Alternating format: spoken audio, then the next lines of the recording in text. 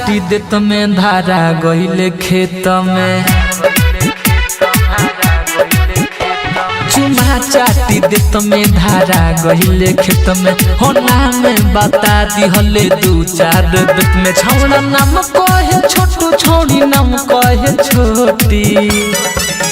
रहे सरपंच के बेटा, रहे मुखिया के बेटी, रहे सरपंच के बेटा, रहे मुखिया के बेटी। चुमा चाटी लेत में धारा गइले खेत में। उना में बता दिहले दू चार बेत में। छौड़ा नाम कहे छोटू, छौड़ी नाम कहे छोटी। रहे सरपंच के बेटा, रहे मुखिया के बेटी, रहे सरपंच के बेटा, रहे मुखिया के बेटी। रहे सरपंच के बेटा,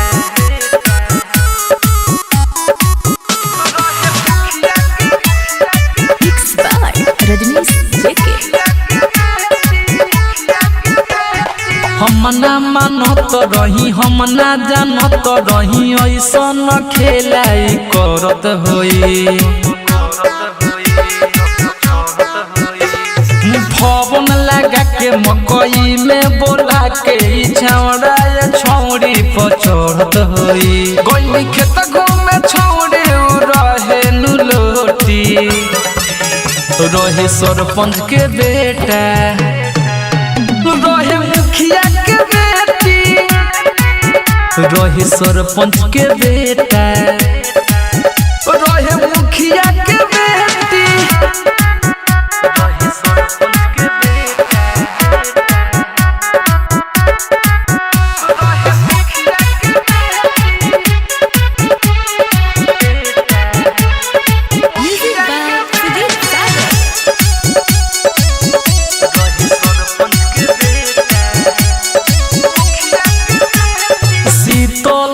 मीनू देख ले बारे, रजनी सीधे के नु चिघ ले बारे।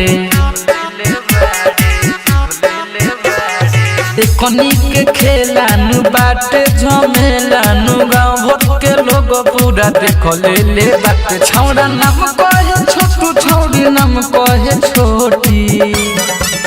रहे सरपंच के बेटा, रहे मुखिया के बेटी, रहे सरपंच के बेटा।